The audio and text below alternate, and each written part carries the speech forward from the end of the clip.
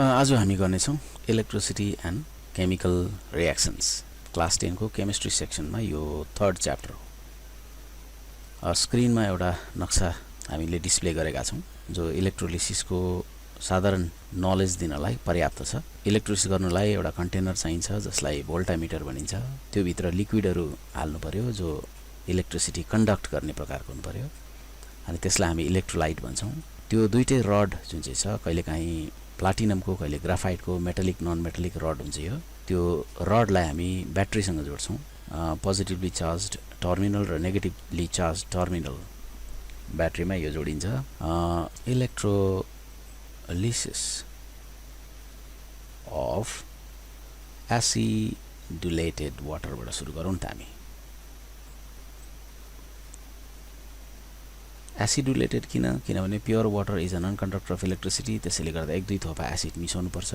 Acid नमिसाइकन वाटरले electricity conduct गर्न सक्दैन।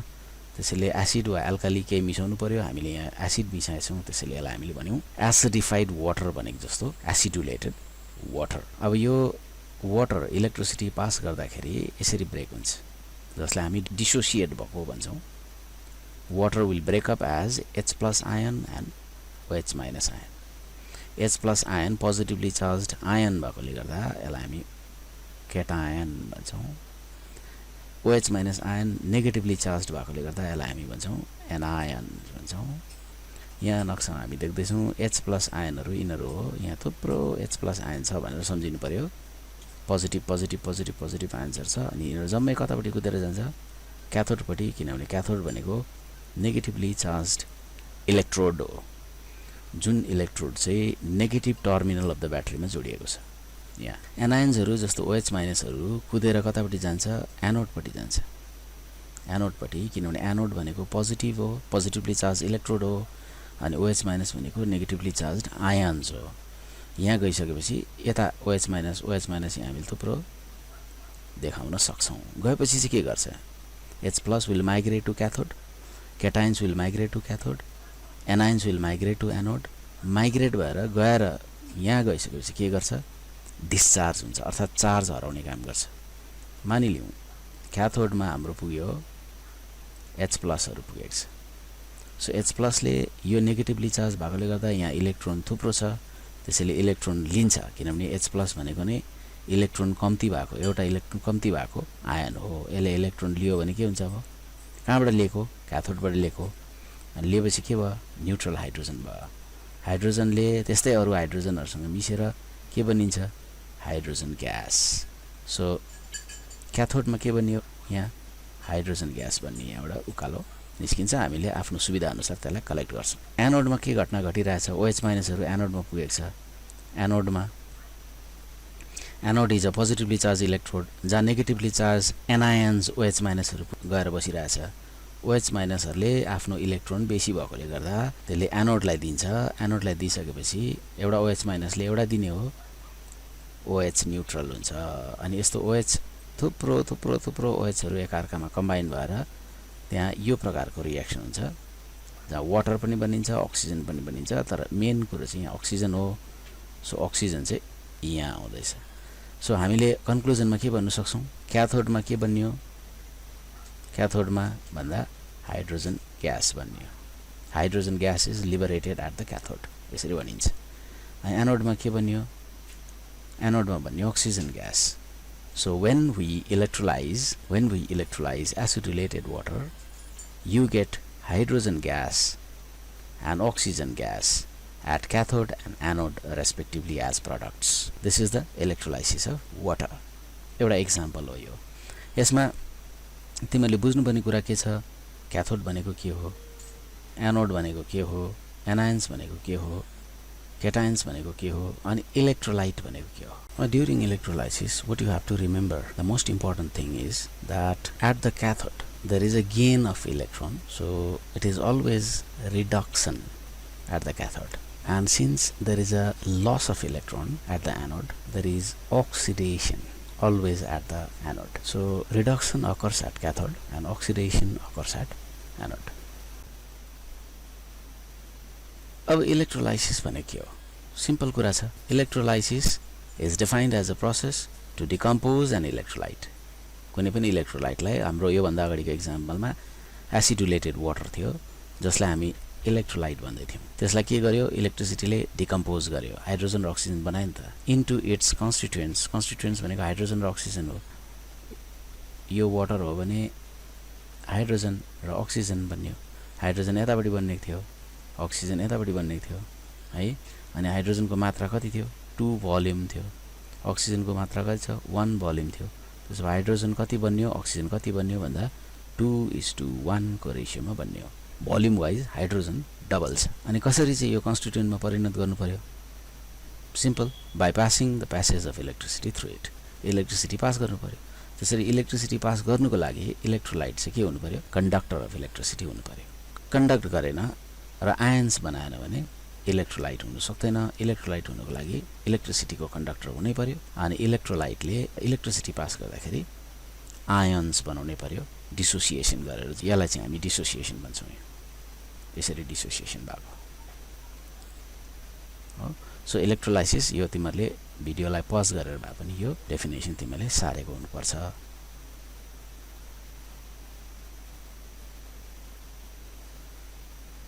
इलेक्ट्रोलाइट्स जुन चाहिँ चीजले इलेक्ट्रिसिटी कन्डक्ट गर्छ electrolytes is a substance which can conduct electricity यहाँ हाल्नु पर्यो सोल्युसन्स बनाएर कोही बेला मोल्टन बनाएर कोही बेला फ्युज्ड गरेर सो इलेक्ट्रोलाइट्स भनेको के हो electrolytes are those compounds which either in molten or an aqueous state molten भनेपछि दिलाएको है फ्युज्ड गरेको अनि एक्वस स्टेट एक्वस भनेको पानी हालेको दुईटा कुनै स्टेटमा इलेक्ट्रिसिटीलाई पास गर्न सक्छ allow electric current to pass through them and undergo decomposition आफू चाहिँ इलेक्ट्रिसिटी पास गरिसकेपछि चाहिँ पहिलाको जस्तो रहँदैन इलेक्ट्रोलाइट चाहिँ पहिलाको जस्तो रहँदैन वाटर छ भनेदेखि हाइड्रोजन र अक्सिजनमा कन्भर्ट हुन्छ HCl हो भने हाइड्रोजन र क्लोरिनमा कन्भर्ट हुन्छ NaCl हो भने सोडियम र क्लोरिनमा कन्भर्ट हुन्छ सो त्यो प्रोसेस कन्स्टिट्युएन्ट्समा कन्भर्ट हुने प्रोसेसलाई चाहिँ भन्छौँ डिकम्पोजिसन एउटा कुरा के याद गर्नु पर्यो भने हामीले जुन चाहिँ कपरको तारमा सिल्भरको तारमा इलेक्ट्रिसिटी पास गर्छौं त्यतिबेला कपरको तार परिवर्तन हुँदैन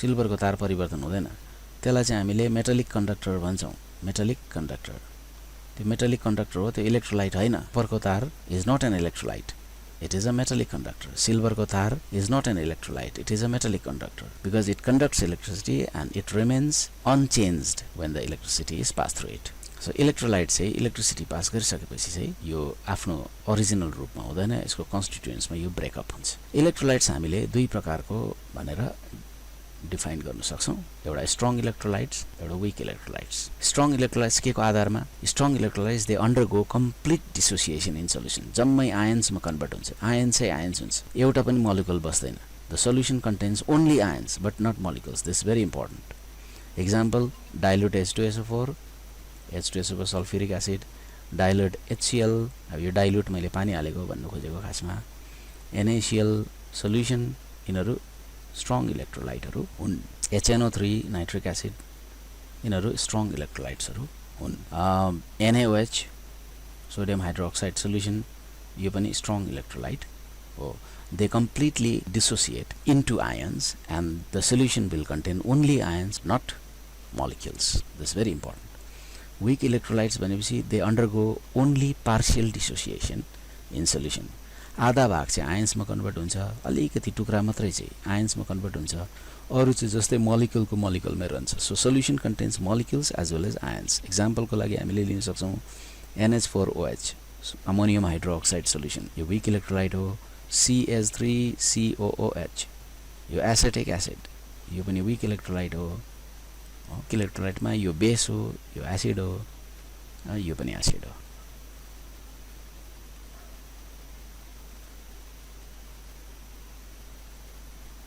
यहाँ के डेफिनेसन्सहरु छ जस्तो क्याथोडलाई हामी के भन्छौं नेगेटिभली चार्ज्ड इलेक्ट्रोड यो नेगेटिभली चार्ज इलेक्ट्रोड हो यो रड यो क्याथोड एनोड के हो एनोड पोजिटिभली चार्ज इलेक्ट्रोड हो इलेक्ट्रोड दुई प्रकारको हुन्छ क्याथोड र एनोड याद गर्नु पर्यो यो चाहिँ एनोड हो पोजिटिभली चार्ज इलेक्ट्रोड केटायन्स केलाई भनिन्छ केटायन्स पोजिटिभली चार्ज्ड आयन्स हो जस्तो Na+ एउटा केटायन हो H+ एउटा केटायन हो केटायन्सहरु कहाँ जान्छ क्याथोडपट्टि जान्छ जब इलेक्ट्रिसिटी पास गरिन्छ केटायन्सहरु दे मुभ टुवर्ड्स क्याथोड एनायन्स भने के हो नेगेटिभली चार्ज्ड आयन्स जस्तो Cl माइनसहरु OH माइनसहरु यिनीहरु एनायन्सहरु हो जब डिसोसिएट हुन्छ तब उनीहरुको यो प्रकारको आयन्स हुन्छ अनि तिनीहरु anions they move towards since they are negatively charged ions they move towards anode हो पोजिटिभ नेगेटिभ चाहिँ पोजिटिभ पटि जान्छ पोजिटिभ चाहिँ नेगेटिभ पटि जान्छ त्यसैले आयन्सहरु चाहिँ दुई प्रकारको हुन्छ केटायन्स र एनायन्स यिनीहरु दुई जनालाई चाहिँ हामी आयन्स भन्छौं आयन्स भनेको चाहिँ चार्ज्ड स्पेसिस हो चार्ज नभइकन आयन्स हुनु सक्दैन electrolysis of molten NaCl molten भन्नाले पानी नहालेको मेल्ट गरेको NaCl पानी छैन यसमा यसको इलेक्ट्रोलाइसिस कस्तो हुन्छ NaCl will break up as Na plus Cl minus this is cation this is anion so cation will move towards cathode and the anion will move towards anode at cathode Na plus will receive one electron to become neutral Na and it will deposit at the cathode at anode Cl minus will lose one electron since it is negatively charged ion it will form neutral Cl that Cl will combine with another Cl to form chlorine gas so यहाँ sodium बनिन्छ क्याथोड मा अनि anode मा चाहिँ chlorine gas बनिन्छ so product हामीले कसरी भन्नु पर्यो when molten NaCl is electrolyzed sodium will be deposited at the cathode and chlorine gas will be liberated at the anode this is very important यो एक्जाम मा आउँछ यो पढ्नु पर्छ electrolysis of copper sulphate solution copper sulphate तर cup electrode चाहिँ platinum नलगाएर हामीले लगाएको छौं कपरकै इलेक्ट्रोड्स अर्थात यहाँ एनोड छ कपरकै छ क्याथोड छ कपरकै छ यहाँ तलपटि के लाग्छौं CuSO4 कपर सल्फेट लगाएको छौं घटना के गर्छ हो इलेक्ट्रोलाइट कपर सल्फेट सोल्युसन छ क्याथोड कपर छ एनोड पनि कपर छ के घटना गर्छ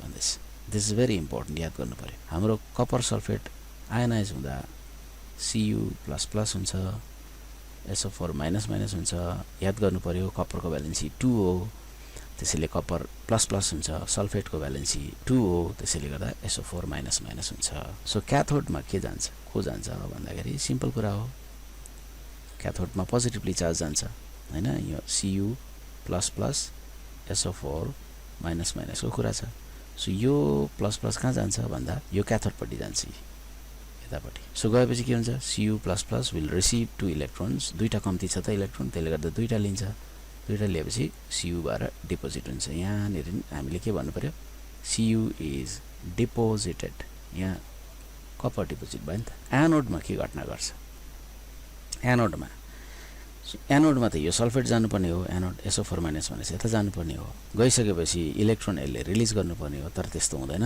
यहाँ चाहिँ कपर भएकोले गर्दा यहाँ एनोडमा कपरै छ त्यसैले कपरको डिस्चार्ज पोटेन्शियल कम्ती अथवा lower than that of SO4 minus भएकोले गर्दा यहाँ सल्फेट डिपोजिट हुनुको साटो यहाँबाट कपर सोल्युसनमा झर्छ सो एनोडमा त उल्टा कपर थियो रडबाट दुईटा इलेक्ट्रोन रडमै छोडिराख्यो अनि Cu++ भएर एक्वा सोल्युसनमा आयो सो यहाँ के भयो एनोडबाट कपर निस्किँदैछ क्याथोडमा डिपोजिट हुँदैछ एनोडबाट कपर निस्किँदैछ क्याथोडमा डिपोजिट हुँदैछ त्यसो गर्दाखेरि साइज अफ एनोड के हुँदै जाँदैछ घट्दै जान्छ हामीले त्यो चाहिँ याद गर्नु पर्यो size of anode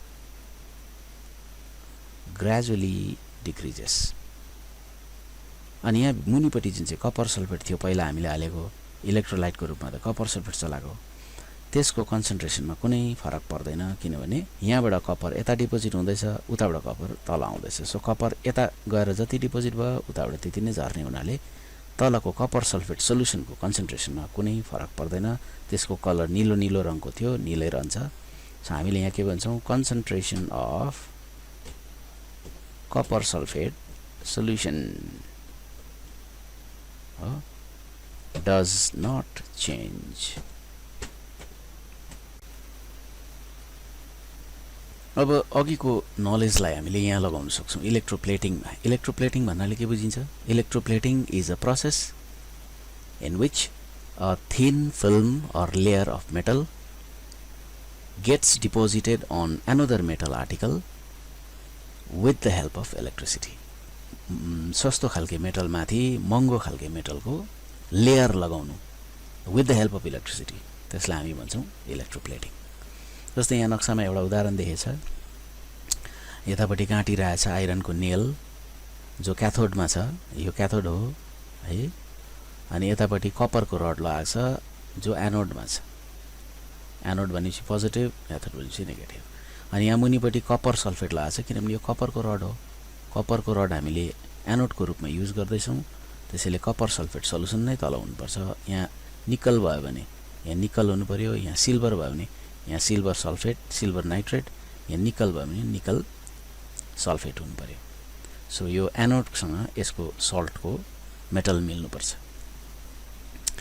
job electroplating गरिन्छ त्यति बेला अघि मैले भनेको जस्तो copper sulphate was electrolysed with copper electrodes, त्यति बेला एनोडको साइज घट्दै घट्दै जाँदै थियो।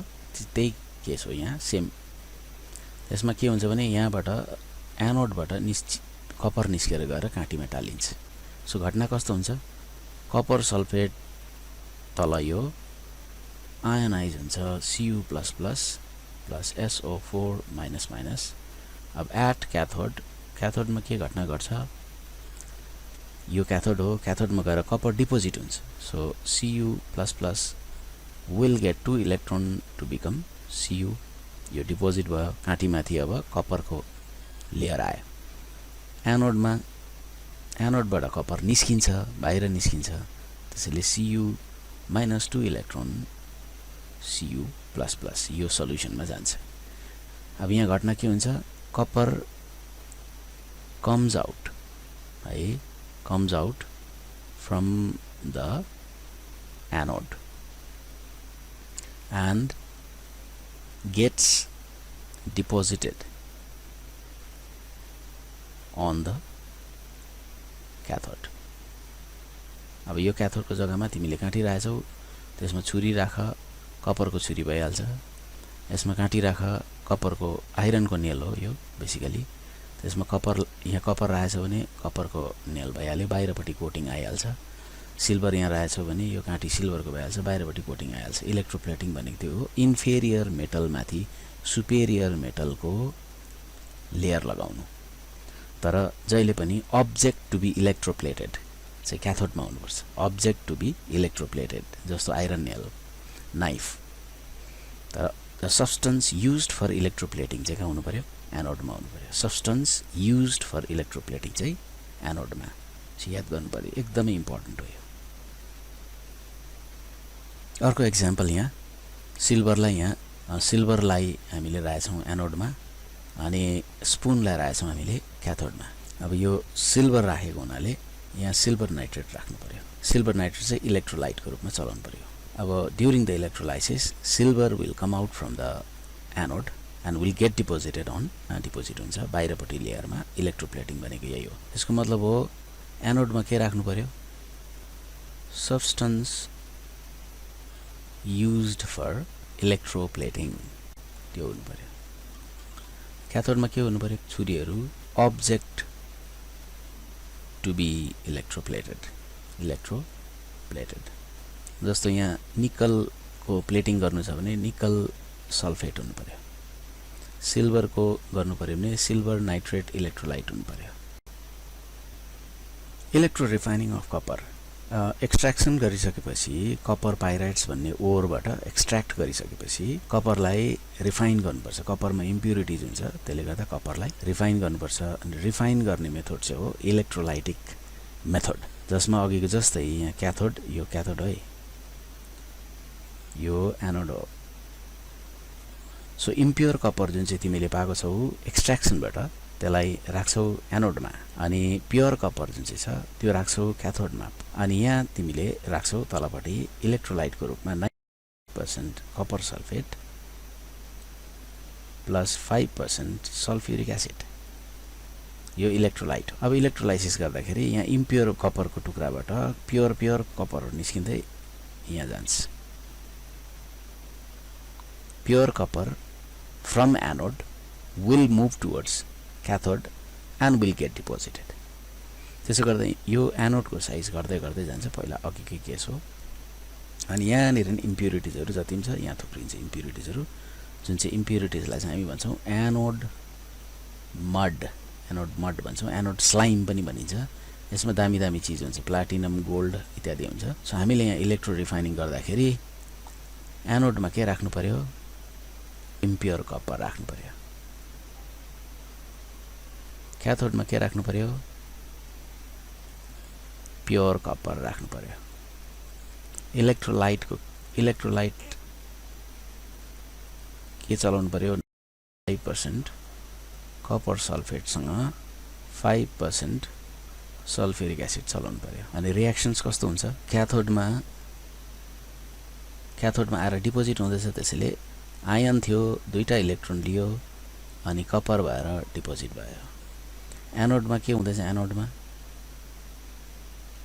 एनोडमा कपर बाहिर निस्किँदैछ, त्यसैले पहिला रडमै थियो न्युट्रल, त्यसपछि दुईटा इलेक्ट्रोन ती रडमा छोडेर आयन्स भएर बाहिर निस्क्यो। यो रिएक्सन हुन्छ इलेक्ट्रो रिफाइनिङ अफ कपरको। यसमा pure part of copper from anode will come out and get deposited at cathode. Simple कुरा यो छ। Pure part of copper will come out from anode and that will get deposited at the cathode. The size of anode as usual will decrease. Extraction of aluminium from ore. Aluminium को ore अब bauxite हो, बक्साइटबाट alumina बनाइन्छ अनि एलुमिनाबाट चाहिँ extraction कसरी गरिन्छ with the help of electrolysis, त्यसको लागि हामीलाई डिटेल्स चाहिन्छ। यहाँ चाहिने कुरा के हो भने पहिला चाहिँ इलेक्ट्रोलाइट हो। इलेक्ट्रोलाइट चाहिँ अलिकति मिक्सचर छ। यहाँ मोल्टन एलुमिनियम अक्साइड क्रायोलाइट लेखिरहेछ। सो Al2O3 यो चाहिन्छ, एलुमिना भनिन्छ यसलाई। त्यसपछि अर्को चाहिन्छ Na3AlF6 भन्ने चाहिन्छ, जो फर्मुला याद नगर्दा हुन्छ तिमीले, त्यसलाई क्रायोलाइट भनिन्छ। अनि अर्को CaF2 भन्ने चाहिन्छ, जसको नाम हो फ्लोरस्पर। यो तीनटा मिलाएर इलेक्ट्रोलाइट चलाइन्छ, यहाँ राखिन्छ यो। अनि यो एनोड हो। यो एनोड चाहिँ केले बनाइन्छ, कार्बन रड्स हो, कार्बन रड्स, जसलाई विशेष गरेर कार्बन पनि ग्राफाइट हो, ग्राफाइट।